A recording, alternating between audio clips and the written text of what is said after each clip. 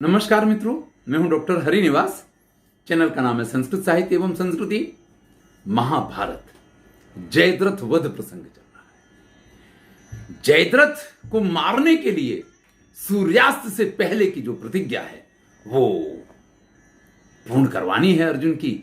इसलिए भगवान श्री कृष्ण ने अपनी योग माया से थोड़ी देर के लिए सूर्य को इस प्रकार से ढक दिया जैसे कि सूर्यास्त ही हो गया हो। ततो अस्त्रजत तमः कृष्णः सूर्यस्यावर्णं प्रति योगी योगेन संयुक्तो योगिनाम ईश्वरो हरि। भाई ये योगियों के भी ईश्वर हैं, योगेश्वर इनको कहा जाता है। इन्होंने इस समय सूर्य का आवरण बनाने के लिए इस प्रकार का अंधकार प्रकट किया है कि सबको ऐसा लगा कि सूर्यास्त हो गया है। सृष्टे तमसि कृष्णे ने गतो अस्तमिति भास्कर। उन श्री कृष्ण के उस अंधकार से सबको यह प्रतीत हुआ है कि सूर्य जो है वो अस्त हो गया है। उन्नाम्य वक्त्राणि तदा स राजा जयद्रथ। फिर तो जयद्रथ जो अभी तक उन 6 महान योद्धाओं के पीछे छुपा हुआ था, मस्तक ऊंचा करके और सीधा बाहर निकल आता है। जैसा श्री कृष्ण ने कहा था, श्री कृष्ण की बात बिल्कुल सही निकलती है। सूर्य की तरफ देख रहा है कि देखो भैया, यह सूर्यास्त हो गया है, मैं अभी भी जिंदा हूं और सूर्यास्त हो गया है। इसका मतलब अर्जुन को अभी अग्नि में प्रवेश करना पड़ेगा। श्री कृष्ण अर्जुन से कहते हैं, पश्य सिंधुपतिम वीर प्रेक्षमाणम दिवाकरम। अरे देखो देखो, ये सिंधुपति जयद्रथ किस प्रकार से सूर्य की तरफ देख रहा है। हे अर्जुन, भयम ही विप्रमुच्चैत त्वया भरत सत्तमे। इस समय इसको तुम्हारा किसी प्रकार का भय नहीं है। अब इसको कोई चिंता नहीं है कि तुम इसको मार सकते हो। देखो किस प्रकार से अपने सिर को ऊंचा करके और सूर्य की तरफ देख रहा है। अयम कालो महाबाहो बधा वास्य दुरात्मना। अर्जुन, यही वो समय है कि तुम इसका वध कर दो। छिंदी मूर्धना नमस्मासु कुरु साफल्यमात्मना। इसके सिर को इसके धड़ से अलग कर दो और अपने जीवन को, अपने प्राणों को बचा लो। अपने जीवन को सफल कर लो, यानी अपने प्राणों को बचा लो। लेकिन अर्जुन भी इस जगह पे पूरा जिस प्रकार से युद्ध कर रहे थे, उसी आवेग और उसी उत्साह के साथ उन 6 योद्धाओं के साथ युद्ध चालू रखते हैं, जिससे ये माया है ऐसा एहसास किसी को नहीं होना चाहिए। कृपम विव्याध विंसत्या। कृपाचार्य को 20 बाण मारे। कर्णम 5 शतासरे। कर्ण को 50 बाण मारे। शल्यम दुर्योधनम चैव षड्भी अताड़यत। शल्य और दुर्योधन को 6 बाण मारे। वृषसेन को 8 बाण मारे और सैंधवराज जयद्रथ को 60 बाण मारे। ये सारे योद्धा कुछ समझें, जब तक इनकी समझ में आए। ये तो अपने सूर्यास्त के आनंद को मनाने लग गए हैं। अर्जुन ने कर्ण के धनुष को काटा। वृषसेन, शल्य, सूत, इन सब के सारथियों को मार करके और सबके सारथियों को रथ से नीचे गिरा दिया। वाह अर्जुन! ये पराक्रम दिखाते दिखाते श्री कृष्ण अर्जुन से कहते हैं कि भैया बहुत हो गया, जो काम करना है वो करो। तब अर्जुन एकदम से जिस बाण की बहुत पूजा की गई थी, बड़ा संभाल के जिसको रखा गया था, उस बाण को उठाते हैं। उसको इंद्रास्त्र से यानी वज्रास्त्र से उसको अभिमंत्रित किया है। वज्रेणास्त्रेण संयोज्य विधिवत कुरुनंदन। और विधि विधान पूर्वक उस बाण का प्रयोग करते हैं। जैसे ही अर्जुन उस बाण को छोड़ने जाते हैं, श्री कृष्ण कहते हैं कि सावधान अर्जुन, अस्तम महीधर श्रेष्ठम या सति दिवाकरः शृणुस्वैतच्च वाक्यम में जयद्रथ वधम प्रति। ये सूर्यास्त की तरफ सूर्य जा रहे हैं, तुम इनके मस्तक को काटने जा रहे हो, लेकिन मेरी एक बात को ध्यान से सुन लो। अर्जुन विचार में पड़ गए कि एक तरफ कहते कि काट दो मस्तक और दूसरी तरफ कह रहे हैं कि जरा सावधान रहना। अर्जुन पूछते कि महाराज बात क्या है? तो कहते हैं, सिंधुराज जयद्रथ के पिता वृद्ध छत्र ने काफी उम्र निकट जाने के बाद बहुत तपस्या की, तब इस पुत्र को प्राप्त किया था। पुत्र का मोह उनको बहुत अधिक था। आकाशवाणी हुई कि हे राजन, तुम्हारा यह पुत्र परम पराक्रमी होगा, तेजस्वी होगा। लेकिन समर भूमि में एक योद्धा इसके सिर को काट के पृथ्वी पे गिरा देगा। तब वृद्धछत्र ने उसी समय यह कहा कि मैंने जो भी तपस्या की है, मैंने जो भी सुकर्म किए हैं, उनके प्रभाव से मैं आज ये बात कह रहा हूं कि मेरे पुत्र के सिर को जो भी काट के पृथ्वी पे गिराएगा, उसके मस्तक के 100 टुकड़े हो जाएंगे। इसलिए अर्जुन सावधान, तुम जयद्रथ का वध करने के लिए उसका मस्तक तो काट रहे हो, लेकिन उसका मस्तक पृथ्वी पे नहीं गिरना चाहिए। भैया कटेगा तो कहीं ना कहीं तो गिरेगा, तो कहां गिरना चाहिए उसका भी उपाय श्री कृष्ण अर्जुन को बताते हैं। और श्री कृष्ण अर्जुन से कहते हैं, इस समंत पंचक क्षेत्र से बाहर इस जयद्रथ के पिता वृद्धछत्र अभी भी तपस्या कर रहे हैं। यह संध्या का समय है, वो बैठ करके संध्या कर रहे होंगे। अर्जुन, तुमको करना यह है कि इसका सिर तुम्हारे बाण से कटे तो सही, लेकिन पृथ्वी पे ना गिन के उन वृद्धछत्र की गोद में गिरना चाहिए जाके। अर्जुन ने कहा कि जैसी आज्ञा। अब उस समय तो ऐसे दिव्यास्त्र थे कि उन दिव्यास्त्रों का प्रयोग अगर किया जाए तो जैसे कि राम ने किया था, एक सली को उठा करके और उसको अभिमंत्रित किया और जयंत के पीछे छोड़ दिया, तो जहां जहां वो जयंत कौवा बन के उड़ता हुआ जाता है, उसके पीछे पीछे वो रहता है। और जब वापस आके राम के पास क्षमा याचना करता है, तो ऐसे दिव्यास्त्र थे उस समय तो कि उनको जो आज्ञा दी जाए उसी प्रकार के कार्य वो क्या करते थे। ऐसे में अर्जुन ने उस वज्रास्त्र को इसी प्रकार से अभिमंत्रित करके जयद्रथ के ऊपर छोड़ा है कि उसने जयद्रथ के सिर को काटा है। छित्वा सिरा सिंधुपतेत उपपपात विहायसम, और आकाश में उसके सिर को लेकर के वो बाण उड़ता चला जा रहा है। उसको डेस्टिनेशन बता दिया गया है कि उसको कहां जाना है। दुर्हृदा अप्रहार्या सुहृदम हर्षणाय च। अब ये जो अर्जुन का कार्य है, ये शत्रुओं को दुखी करने वाला और सुहृदों को आनंद देने वाला है। और वो जयद्रथ का सिर जैसी कि श्री कृष्ण ने आज्ञा दी थी, वो बाण ले जाकर के संध्या बंदन में रथ जो ध्यान लगा करके बैठे हुए हैं, ऐसे जयद्रथ के पिता वृद्धछत्र की गोद में रख देता है जाकर के। वृद्धछत्र को तो ये पता भी नहीं चलता है कि उनकी गोद में कुछ रख गया है।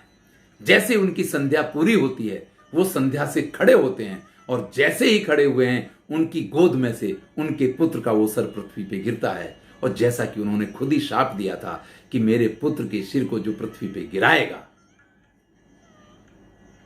उसके सिर के टुकड़े हो जाएंगे। इस प्रकार से उपासीनस्य तस्था तस्याथ कृष्ण के शंस कुंडलम सिंधुराजस्य मृदान उत्संगे समपातयत। उस बाण ने उनकी गोद में कुंडलों से युक्त सुंदर बाल हैं, जिनके ऐसे जयद्रथ के जिस सिर को रखा था, वो सिर उनकी गोद में से नीचे गिरा। जयद्रथ तो मरा, लेकिन उसके साथ जयद्रथ के पिता के मस्तक के भी 100 टुकड़े हो गए। भैया, जीवन में जो सत्य है वो सत्य हुआ करता है।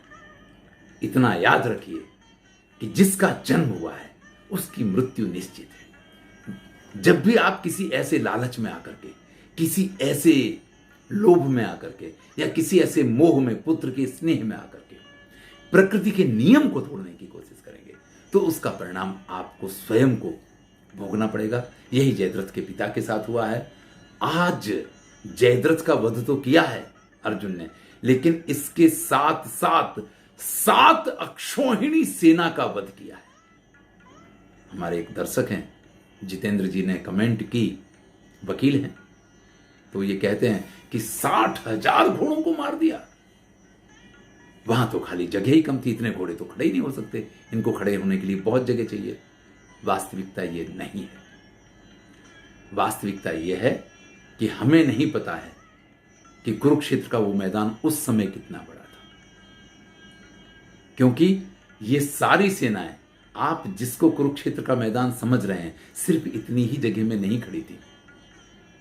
प्रारंभ में मैंने वर्णन किया था कि कहां से लेके कहां तक ये सारी सेनाओं की छावनियां बनी हुई हैं। बहुत बड़ा क्षेत्र है जो इस समय पंजाब में आता है, जो इस समय हिमाचल में आता है, और जो इस समय हस्तिनापुर दिल्ली के आसपास का भाग है, मेरठ के आसपास का भाग है, जो और हरियाणा के बहुत सारे विस्तार उसमें आ जाते हैं। ये पूरे क्षेत्र में ये युद्ध हुआ है। ये कोई कुरुक्षेत्र के छोटे से मैदान में युद्ध नहीं हुआ है। तो ऐसे में आज अर्जुन ने 7 अक्षौहिणी सेना का संहार किया है। आप मान लीजिए कि 11 में से कौरवों की 7 अक्षौहिणी सेना एक ही दिन में समाप्त हुई है। फिर तो श्री कृष्ण ने पांचजन्य, अर्जुन ने देवदत्त, पौंड्रशंख भीमसेन ने और सात्यकी ने, उत्तमौजार युधामन्यु ने, सबने अपने अपने शंख उठा लिए हैं और जोरदार शंखनाद किया है। वो शंखनाद सभी दिशाओं को गुंजायमान करता हुआ सीधा युधिष्ठिर के कानों तक पहुंचता है। श्रुत्वा महांतम तम शब्दम धर्मराजो युधिष्ठिरा सैंधवम निहतम मेने फाल्गुनेन महात्मना। युधिष्ठिर को अत्यंत आनंद हुआ है, क्योंकि उनको इस बात की सूचना मिल गई है कि अभी सूर्यास्त नहीं हुआ है, और सूर्यास्त होने से पहले पहले अर्जुन ने अपनी प्रतिज्ञा पूर्ण कर ली है। उन्होंने सिंधुराज जयद्रथ का संहार कर दिया। आप समझ सकते हैं कि जो घटना पांडवों के लिए आनंददायक है वो कौरवों के लिए पीड़ादायक है। ऐसे में कृपाचार्य ने जब ये देखा कि उनके रहते रहते जैसे कि उनकी नाक काट दी गई हो, इस प्रकार से अर्जुन ने जयद्रथ को मार दिया है, तो उन्होंने द्रोणपुत्र के साथ मिलकर अर्जुन के ऊपर आक्रमण कर दिया। भैया, अर्जुन तो प्रतिज्ञा पूरी कर चुके हैं, इसके बाद तो उनकी शक्ति पराकाष्ठा पे है। फिर भी वो नहीं चाहते हैं कि आचार्य पुत्र अश्वत्थामा की मृत्यु हो, और ना ही वो ये चाहते हैं कि मेरे गुरु कृपाचार्य को कुछ हो, क्योंकि इनके कुलगुरु रहे हैं। इसलिए बड़ी ही धीरे से वो बाणों का प्रयोग करते हैं। महर्षि वेदव्यास लिखे हैं, अस्त्रई अस्त्राणि संवार्य द्रोणे सारद्वतस्य चा मंदवेगा निसूंतांस अभ्याजिघांसुर अवास्त्रजत। उन्होंने कृपाचार्य और अश्वत्थामा के शस्त्रों को काट दिया। उनकी असर तो अर्जुन के ऊपर हुई नहीं है, लेकिन बड़े ही मंद वेग से इन दोनों के ऊपर शस्त्रों से प्रहार किया है। लेकिन अर्जुन के द्वारा जो इस समय अत्यंत उत्साह में मंद वेग से जिन बाणों का प्रहार हुआ, उन बाणों से भी अथा सीदत रथोपस्थे मूर्छा अभिजगाम। जो कृपाचार्य हैं वो तो उसी समय बेहोश होकर के अपने रथ पे गिर गए हैं। अर्जुन ने जब इस प्रकार से उनको बेहोश होते देखा, देखिए उनके सारथी को नहीं मारा है, उनका सारथी उनके रथ को लेकर के वहां से चला जाता है। अश्वत्थामा तो पहले ही, भैया आप क्या फायदा यहां लड़ने से हैं, वो तो वैसे ही, मैंने पहले भी कहा था, पितामह भीष्म ने जब योद्धाओं के पराक्रम का वर्णन किया तब ये कहा था कि इस अश्वत्थामा को अगर अपने प्राण प्यारे ना हो तो ये बहुत बड़ा योद्धा है। तो उसको तो अपने प्राण प्यारे, उसको पता है कि अर्जुन के साथ युद्ध करने में प्राण जा सकते, तो वो तो वहां से खिसक लिया है। अर्जुन को बड़ी पीड़ा हुई है। यहां लिखा है अश्वत्थामाप्य अयासित पांडवे याथ रथांतरम। वो दूसरों के साथ युद्ध करने के लिए वहां से निकल गया अश्वत्थामा, लेकिन अर्जुन रोने लग जाते हैं। वो श्री कृष्ण से कहते हैं यही युद्ध है कि जिन गुरु ने मुझे जब पढ़ाया था, मुझे जब विद्या दी थी, तो उन्होंने कहा था कि किसी भी स्थिति में अपने आचार्य के ऊपर प्रहार नहीं करना चाहिए, अस्त्र नहीं उठाना चाहिए। आज मैंने उनकी आज्ञा का उल्लंघन किया है, मैंने उन्हीं के ऊपर बाण चलाए हैं। कोई ब्राह्मण आचार्यम अभिद्रोहित मात्र सा। अरे मेरे जैसा कौन ऐसा व्यक्ति होगा जो अपने आचार्य और अपने गुरु के प्रति द्रोह करेगा, उनके साथ इस प्रकार से युद्ध करेगा। और आचार्य तो आचार्य, मैं आचार्य के पुत्र के ऊपर भी प्रहार कर रहा हूं। अर्जुन को अत्यंत पीड़ा हुई है कृपाचार्य को मूर्छित करके। अश्वत्थामा ने तो मोर्चा छोड़ दिया, बहुत रोए हैं, बहुत व्याकुल हैं। तथा विलप माने तो सव्यसाचिन तम प्रति सेंधवम निहतम दृष्ट्वा राधेया संपाद्रवत। अब इधर अर्जुन तो रो रहे हैं, लेकिन सिंधुराज जयद्रथ का वध कर्ण से बर्दाश्त नहीं हुआ है और वो सीधा अर्जुन के ऊपर आक्रमण करता है। जब अर्जुन के ऊपर उसको आक्रमण करते देखा तो सात्यकी, उत्तमौजा और युधामन्यु वो बीच में उसके सामने आ जाते हैं कि भैया पहले हमसे निपट लो, अब अर्जुन के साथ नहीं, अब पहले हमारे साथ युद्ध होगा। तब अर्जुन ये कहते हैं कृष्ण से कि जरा ये कर्ण के पास भी रथ को ले लो, इसको भी आज मुझे देखना है, लगे हाथ इसका भी हिसाब किताब कर दिया जाए। तब कृष्ण स्पष्ट कह देते हैं, अलम एस महाबाहो कर्णाय कोपि पांडवा। ये सात्यकी जो है ना, ये कर्ण के साथ युद्ध करने के लिए पर्याप्त है, ये अकेला कर्ण को परास्त करने के लिए पर्याप्त है। और अभी तो उसके साथ उत्तमौजा और युधामन्यु 2 योद्धा और हैं।